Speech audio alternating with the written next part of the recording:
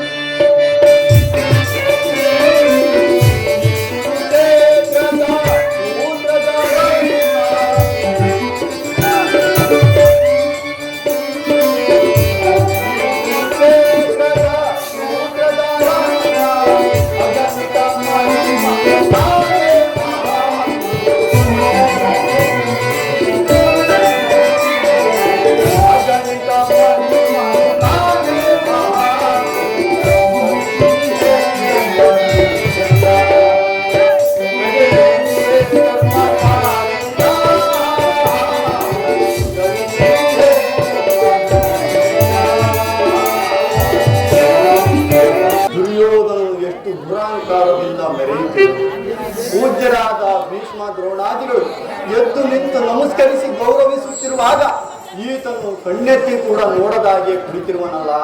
ಇರಲು ಈ ನನ್ನ ಪಾದಗಳಿಂದ ಭೂಮಿಯನ್ನು ಮೆಟ್ಟಿ ತಾನಾಗಿಯೇ ಬಂದು ನಮಸ್ಕರಿಸುವಂತೆ ಮಾಡುವೆ. ಯೋಗ ಮಾಯೆ ಜಾಗೃತಳಾಗ.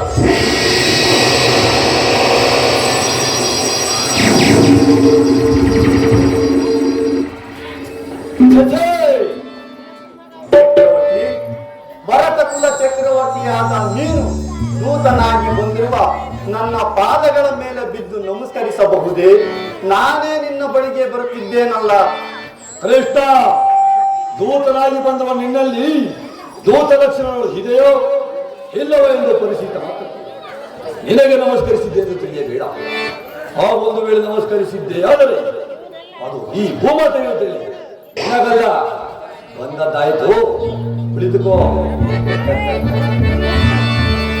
ಕೃಷ್ಣ, ನಿನಗೆ ಗೋಪಿಕಾಸ್ತ್ರೀನ ಅರ್ಥನೆಂದರೆ ಭೂಮತೆ ಎಲ್ಲವೂ ಇರಬಹುದು ಏನು ಇದ್ದೇ ಇದೆ. ಅವರಲ್ಲಿ ನರ್ತಕರ ಮಾಡಿ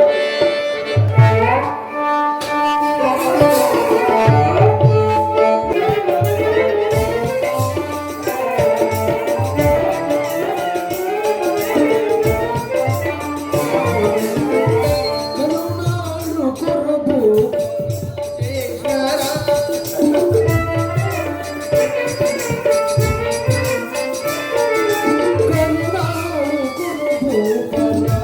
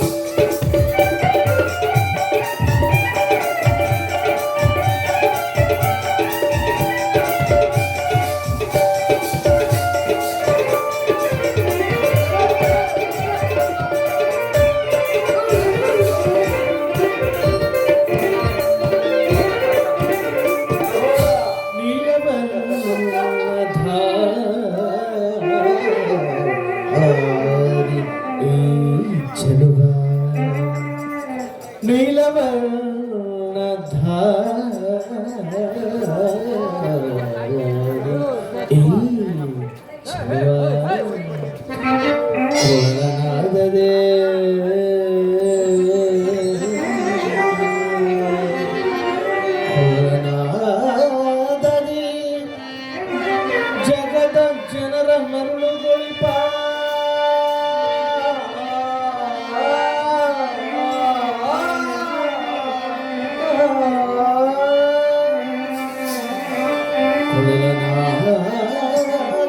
ಜಗದ ಜನರ ಮರುಳುಗೊಳಿಪ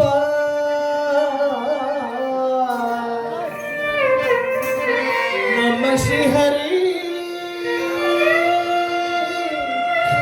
ಕೃಷ್ಣನಿಗೆ ಈನ ತಗಿಯರ ಪ್ರಣಾಮಗಳು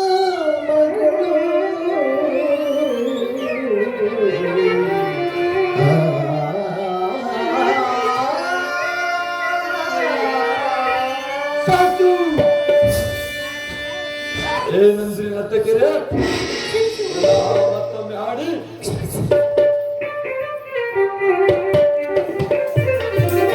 ಕೃಷ್ಣನಿಗೆ ಮನು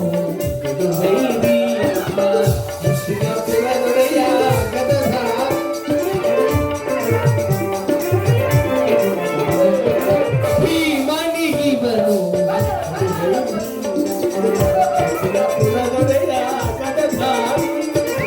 ಇವನಿಗೆ ಸರಿ ಸಾಟಿ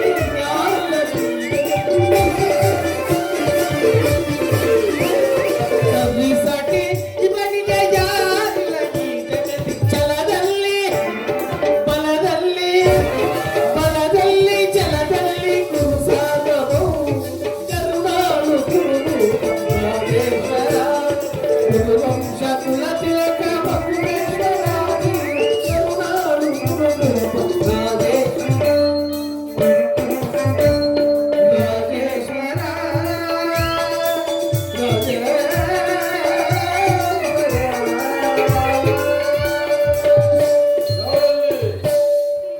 ನರ್ತಕ್ಕೆ ಸೂಕ್ತ ಬಹುಮಾನವನ್ನು ಕಳಿಸಿ ಸಭೆಗೆ ಬಂದ ಉದ್ದೇಶವನ್ನು ಏನಾದರೂ ತಿಳಿಸಬಹುದು? ತಿಳಿಸಿದರು.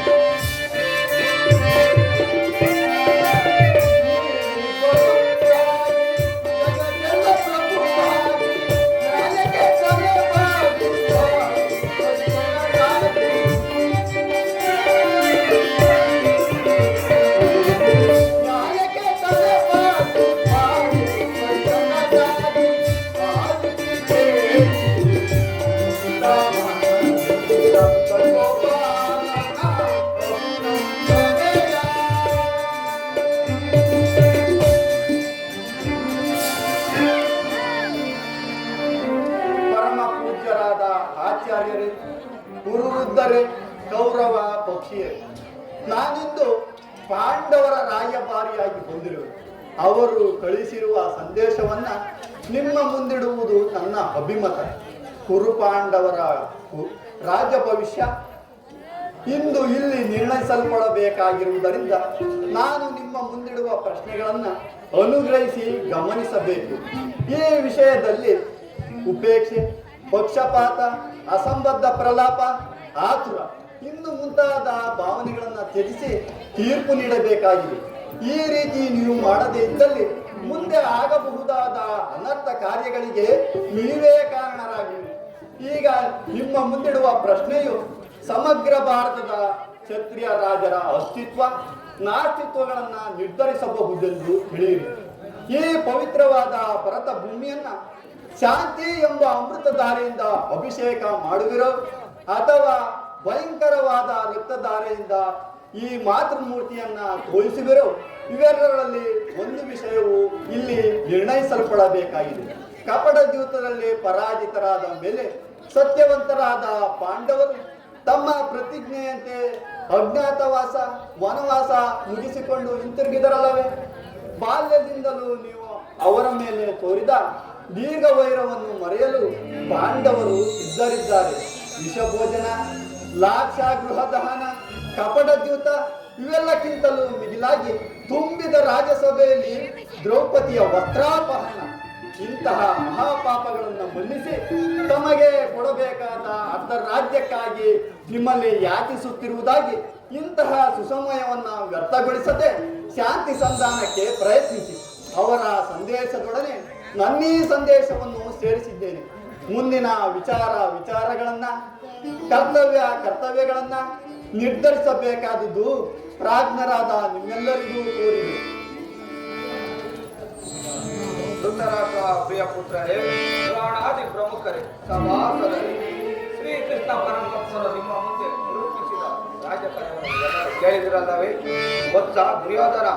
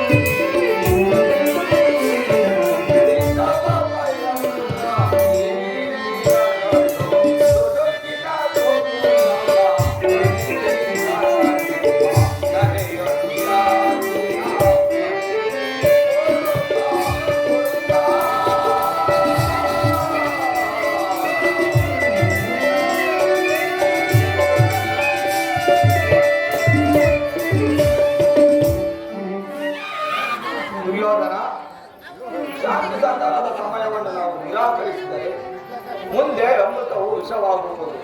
ನೀವು ಪಾಂಡವರು ಸಹೋದರರಲ್ಲವೇ? ನಿಮ್ಮಲ್ಲಿ ವಿರೋಧ ವ್ಯಾಖ್ಯೆ ದುರಾಭಿಮಾನವನ್ನು ಬಿಟ್ಟು ಪಾಂಡವರಿಗೆ ಬರಬೇಕಾದ ಅರ್ಧ ರಾಜ್ಯವನ್ನು ಕೊಟ್ಟು ಮುಂದೆ ಮೋದಿಂದ ಇದೇ ನನ್ನ ಅಭಿಮತ.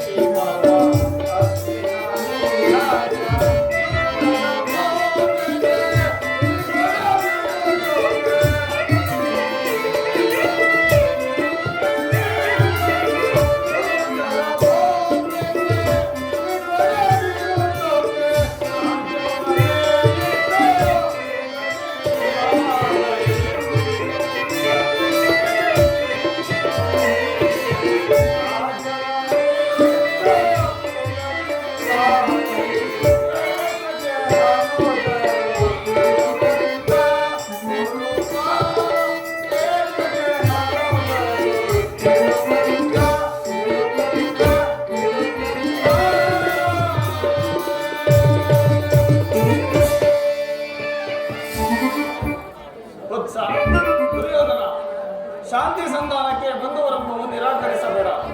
ಸಂಧಿಗಿದು ಸುಸಮಯ. ಪಾಂಡವರೇನು ಅನ್ಯರೇ, ನಿನ್ನ ಚಿಕ್ಕಪ್ಪನ ಮಕ್ಕಳಲ್ಲವೇ?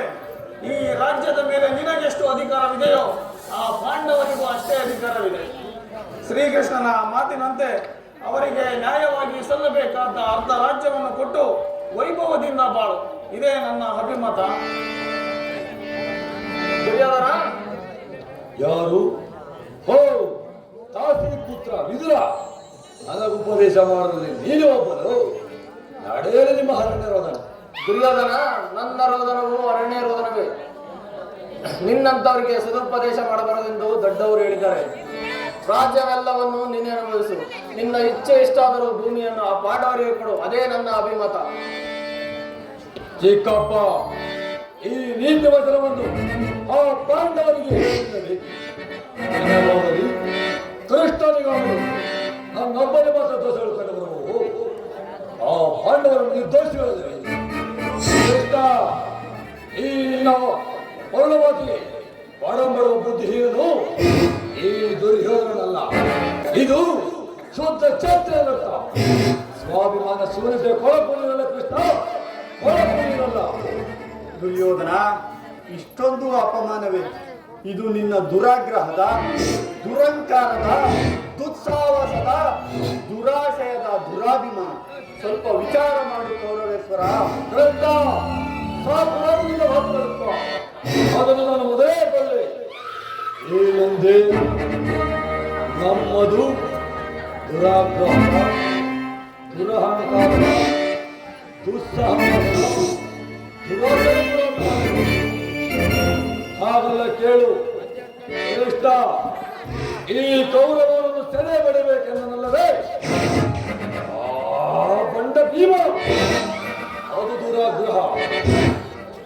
ಲೋಕೈಕ ವೀರನಾದ ನನ್ನ ಮಿತ್ರ ಕರ್ಣನನ್ನು ವಧಿಸಬೇಕೆನ್ನಲ್ಲವೇ ಆ ನಿನ್ನ ಭಾಗ್ಯ, ಅದು ದುರಹಂಕಾರ. ಅಭಿಮಾನ ಶೂನ್ಯತೆಯಿಂದ ನಿನ್ನಂತಹ ಕಪಟಿಯ ಸ್ನೇಹವನ್ನು ಗಳಿಸಿದಲ್ಲವೇ ಆ ಪಾಂಡವರು, ಅದು ದುಸ್ಸಾಹಸ. ದುರ್ಯೋಧನ ದುಶ್ಯಾಸನ ಪುಡಿಗಳಿದ್ದು ಭರತ ಕಂಡವರು ತಮ್ಮ ಧ್ವಜ ಪದವನ್ನು ಹಾರಿಸಬೇಕೆಂದು ಯೋಧನೆ ಮಾಡುತ್ತಿರಲ್ವೇ ಆ ಪಾಂಡವರು ಅದು ದುರಾಶಯ. ನಾವೇ ಸಮರ್ಥರು, ನಾವೇ ದೇಶೀಯರು ಎಂದು ಹೆಮ್ಮೆ ಪಡುತ್ತಿರಲ್ಲವೇ ಆ ನಿನ್ನ ಪಾಂಡವರು ಅದು ದುರಾಭಿಮಾನ. ಹೆಚ್ಚೇನು ಕೃಷ್ಣ, ನೀವಾಗಿ ಹೇಳಿದರು ಈ ಕೌರವನ ನಿರ್ಧಾರ ಛೇದಿಸಲಾಗದು. ಸುಮ್ಮನೆ ಕಂಠಶೋಷಣದ ಪ್ರಯೋಜನವಿಲ್ಲ. ಅಣ್ಣನ ಮಾತುಗಳೆಲ್ಲವೂ ನನಗೊಪ್ಪಿದವು. ಈ ಗುರು ಸಹೋದರ ಹೃದಯದಲ್ಲಿ ಪ್ರಜ್ವಲಿಸುತ್ತಿರುವ ಕೋಪ ಜ್ವಾಲೆಯು ಯುದ್ಧ ಬಿರು ಮಾತುಗಳಿಂದ ಶಾಂತವಾಗುವುದಿಲ್ಲ ಕೃಷ್ಣ, ಶಾಂತವಾಗುವುದಿಲ್ಲ.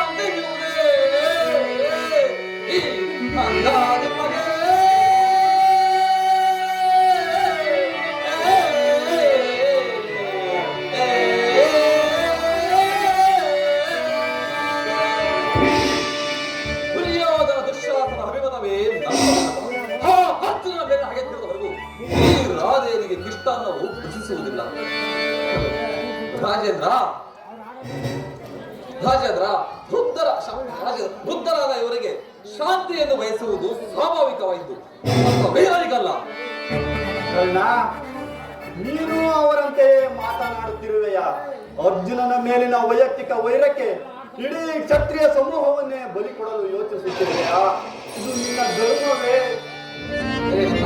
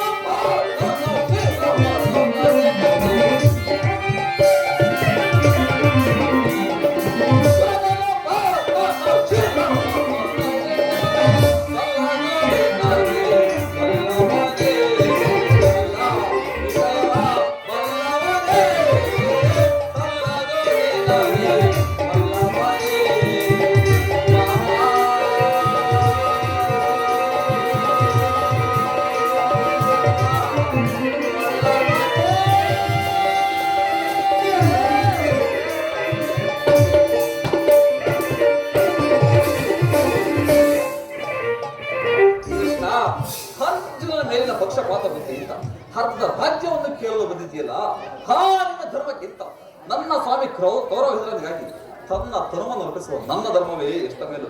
ಯದುಪತಿ, ಈ ನಿನ್ನ ಕೃತ್ರಿಮ ಸಂಧಾನಕ್ಕೆ ನಾವು ಖಂಡಿತ ಒಪ್ಪುವುದಿಲ್ಲ. ಬಲೆ ಬಲೆ ಅಂಗಾಧಿಪ,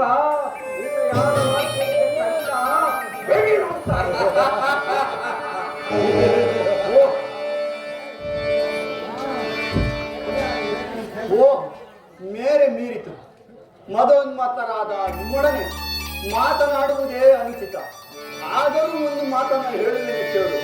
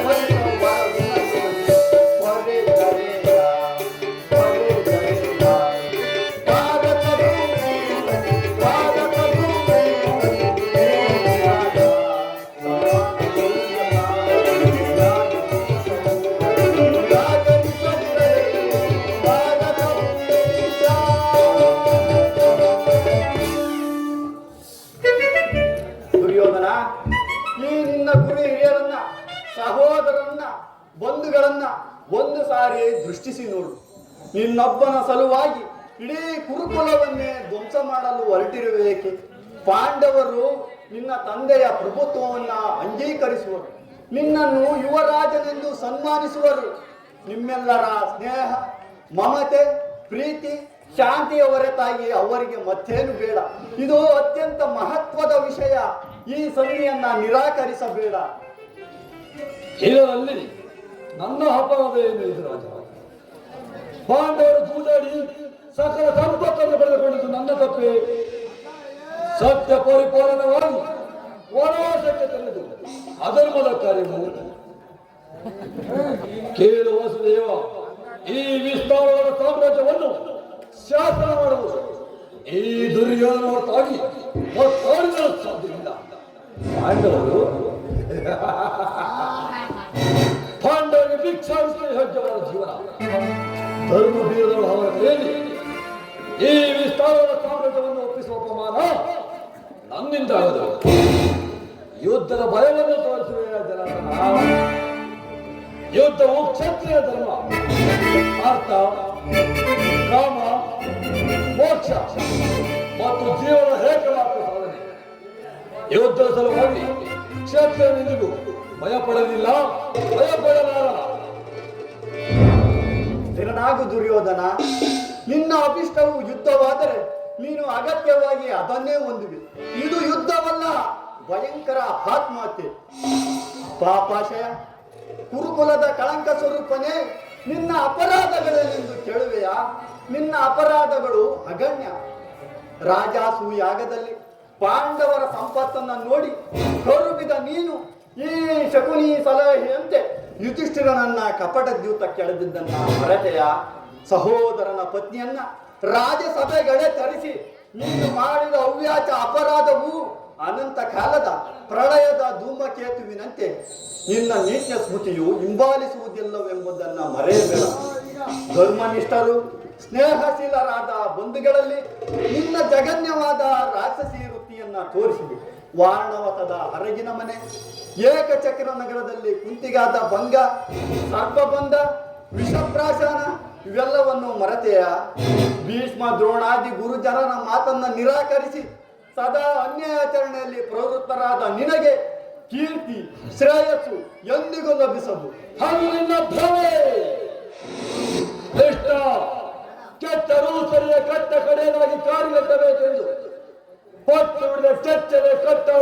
ಕೌರವೇಶ್ವರನ್ನು ಕೆಳಕ್ಕೆ ಕೇಕಿನಂತಾಗ ನಿನ್ನ ಪಾಠದಲ್ಲಿ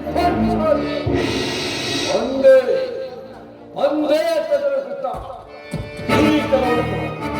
ಕೃಷ್ಣ ಭೂತ ಪ್ರೇತ ಒಡೆಯವ ಭೂತನಾಥೇಶ್ವರ ಬಲಿವಂಶದಿಂದ ನಿರ್ಮಿತವಾದ ಈ ಕುರು ಸಾಮ್ರಾಜ್ಯ ರಕ್ತದ ಒಡವಿನಲ್ಲಿ ಕೊಚ್ಚಿ ಒದರಿಸಲಿ. ನಾನು ಈ ಮತಗಳ ಮಣ್ಣಾಗಿ ಮಣ್ಣಿಗೆ ಹೋಗಲು ಸರಿಯೇ.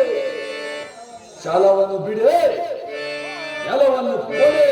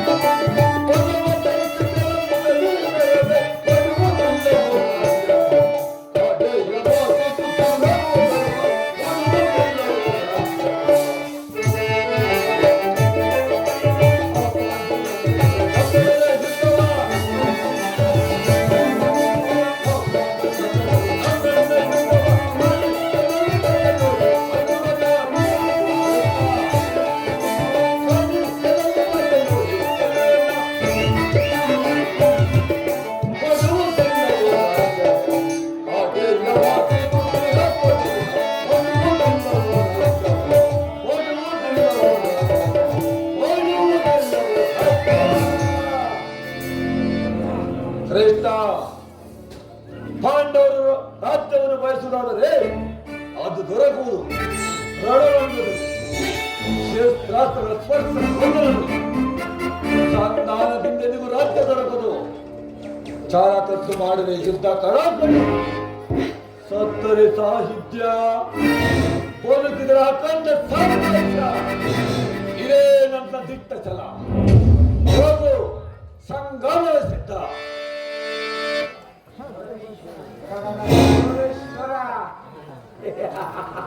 ಈ ದರ್ಪಗಳ ನುಡಿಯಿಂದ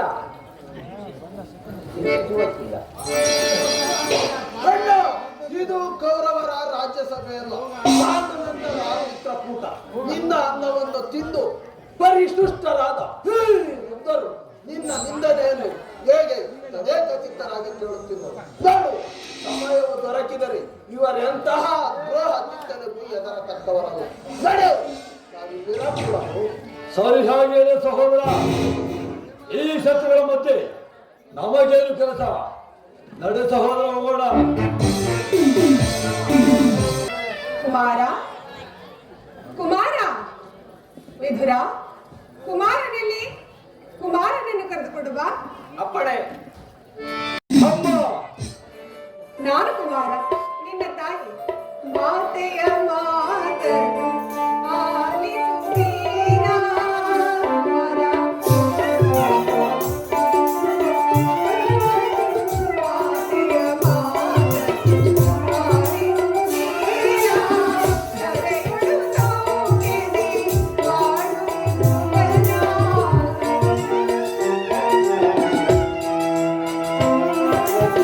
ನವೆಗಳು ಸೌಖ್ಯದಿ ಬಾಳುವನ.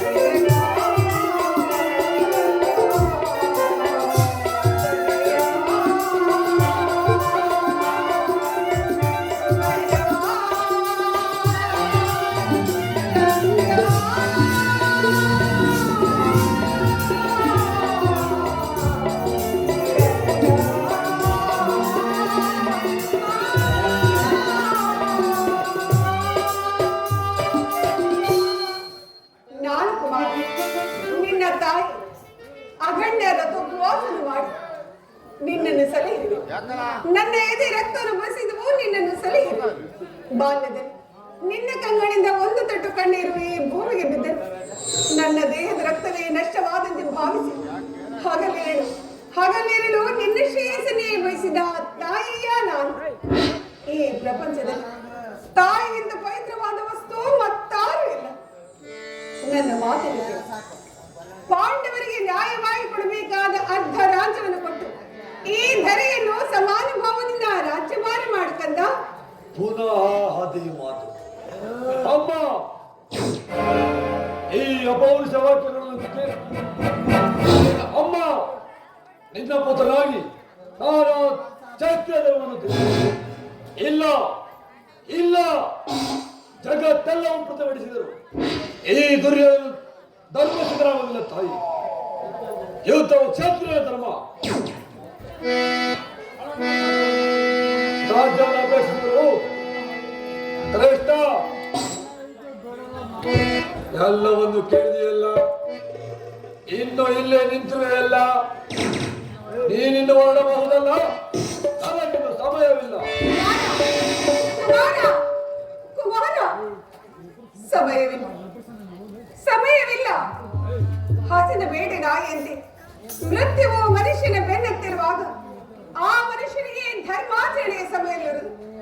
ಹದವಾಗಿ ಕುಮಾರ, ನೀನು ನಾಶವನ್ನು ಹೊಂದಲು ನಿನ್ನ ಜೊತೆ ಕುರುಕುಲವೇ ನಾಶವಾಗಿ ಹೋಗುವುದು. ಇದನ್ನು ನೋಡುತ್ತ ಸದಾ ಕಣ್ಣೀರಿನಲ್ಲಿ ಕೈ ತೊಳೆಯುವುದೇ ನನ್ನ ಹಣೆಯಲ್ಲಿ ಬರುತ್ತಿರುವುದೇ ಪರಮಾತ್ಮ.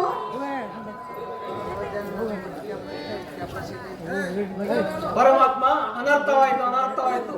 ದುರತ್ಮರು ನಿನ್ನನ್ನು ಬಂಧಿಸಲು ತಂತ್ರ ಹೂಡಿರುವರು. ಸಂಭವ ನಾನು ದೂತನನ್ನ ಬಂಧಿಸುವುದು ರಾಜನೀತಿಗೆ ವಿರುದ್ಧ. ಏನು ದುರ್ಯೋಧನನ ಧರ್ಮವು ಇಷ್ಟದ ಮಿತಿ ಮೀರಿತು. ಪರಮಾತ್ಮ ವಾಸುದೇವ, ಪಾಪಮಯವಾದ ಈ ಕುರುಸಭೆಯಲ್ಲಿ ತಾವು ಅರಕ್ಷಣವನ್ನು ನಿಲ್ಲದು ಬೇಡ. ದಯಮಾಡಿ ಇಲ್ಲಿಂದ ಪಲಾಯನ ಮಾಡುತ್ತಂದೆ. ಗಾಂಧಾರಿ ದೇವಿ, ದುರ್ಯೋಧನಿಗೆ ಎದುರಿ ನಾನು ಇಲ್ಲಿಂದ ಪಲಾಯನ ಮಾಡಬಂದೆಯ? ಇದು ಆಗತಕ್ಕ ಮಾತಲ್ಲ. ಕಂಸ ಶಿಶುಪಾಲಾಗಿ ದಾನವರನ್ನ ಲೀಲಾ ಮಾತ್ರದಿಂದ ಸಂಹರಿಸಿದ ಈ ಕೃಷ್ಣನು ಒಬ್ಬ ದರ್ಪಾಂಧನಾದ ಸಾಮಾನ್ಯ ಮನುಷ್ಯನಿಗೆ ಎದುರುವುದು. ರಾಜಮಹಿಷಿ, ಈ ಚಕ್ರದಲ್ಲಿ ಎಷ್ಟು ಶಕ್ತಿ ಇರುವುದನ್ನು ನೀನು ತಿಳಿದಿರುವೆ. ಇದರ ಕೋಟಿ ಕೋಟಿ ಅಂಶಗಳಲ್ಲಿ ಒಂದು ಅಂಶ ಹೊರಟರೆ ಸಾಕು, ಜಗತ್ತಿನ ಪ್ರಳಯ ಪ್ರಾರಂಭವಾಗುವುದು. ಆಕಾಶ ಗ್ರಹ ತಾರೆಗಳು ಮಕ್ಕಳ ಕಿರುಕಲಿನಂತೆ ಕುಣಿಯತೊಡಗುವುದು. ಕೋಟಿ ಕೋಟಿ ದುರ್ಯೋಧನರು ಗತಪ್ರಾಣರಾಗಿ ಮಣ್ಣಿನಲ್ಲಿ ಹೊರಳಾಡುವರು. ಇಂತಹ ನಾನು ಒಬ್ಬ ಬಲಹೀನನಾದ ಕೌರವನಿಗೆ ಭಯಭೀತನಾಗಲೇ ತಾಯಿ. ಪರಮಾತ್ಮ ವಾಸುದೇವ,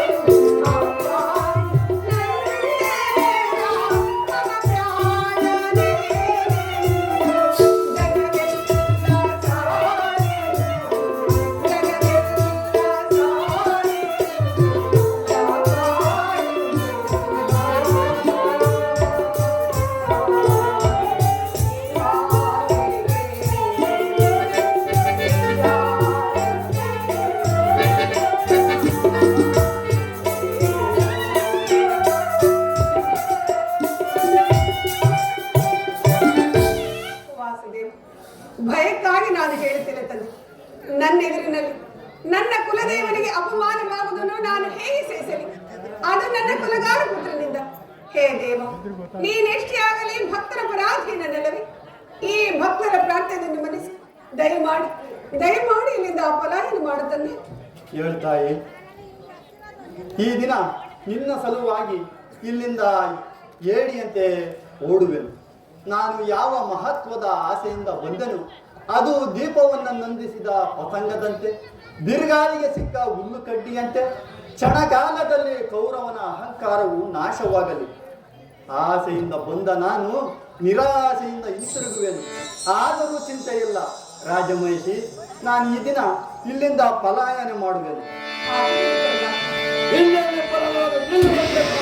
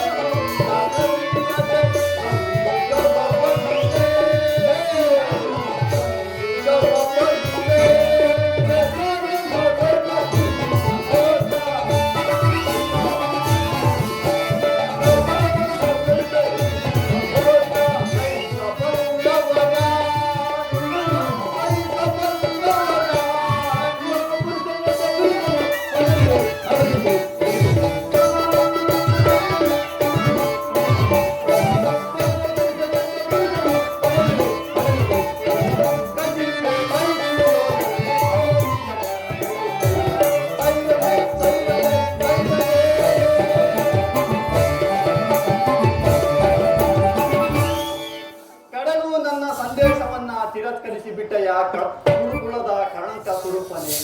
ಪುರಸ್ಕರಿಸಿದ ಸಂದೇಶವನ್ನು ತಿರಸ್ಕರಿಸಿ ಬಿಟ್ಟೆಯ ಕ್ಷತ್ರಿಯ ಕುಲ ಕಳಂಕ ಸ್ವರೂಪ. ದುರ್ಯೋಧನ, ಈ ವರ್ತನೆ ಅಕ್ಷಮ್ಯ ಅಪರಾಧ. ಅಪರಾಧಕ್ಕೆ ಶಿಕ್ಷೆ ಅದನ್ನ ತಾವೇ ನಿರ್ಣಯಿಸಬೇಕು.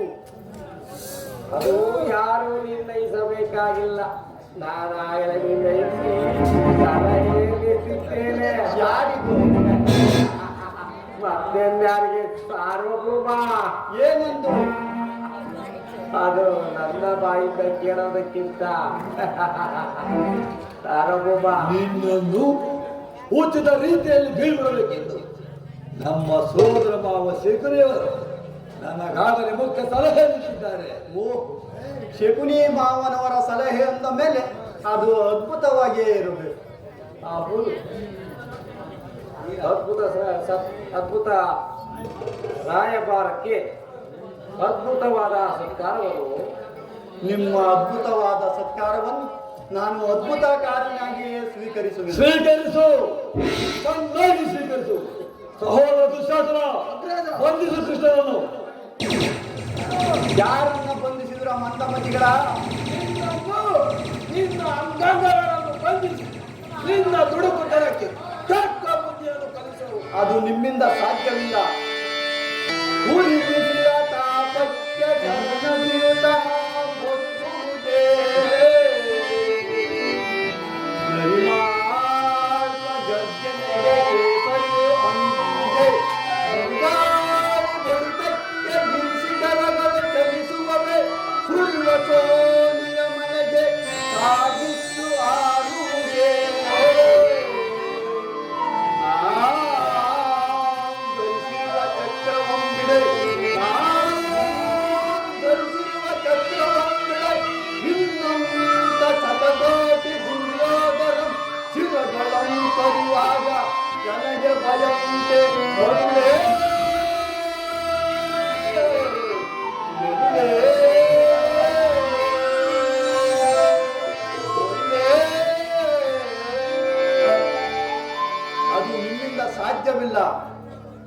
ಹೊಗೆಯಿಂದ ಬೆಂಕಿಯನ್ನ, ಬೀಸಣಿಗೆಯಿಂದ ಗಾಳಿಯನ್ನ, ಮರಳಿನಿಂದ ಸಾಗರವನ್ನ ಪ್ರತಿಬಂಧಿಸಲೆತ್ನಿಸಿದಂತೆ ಅದು ನಿಮ್ಮಿಂದ ಸಾಧ್ಯವಿಲ್ಲ. ಈಗ ಬಂಧಿಸಿ ನನ್ನ.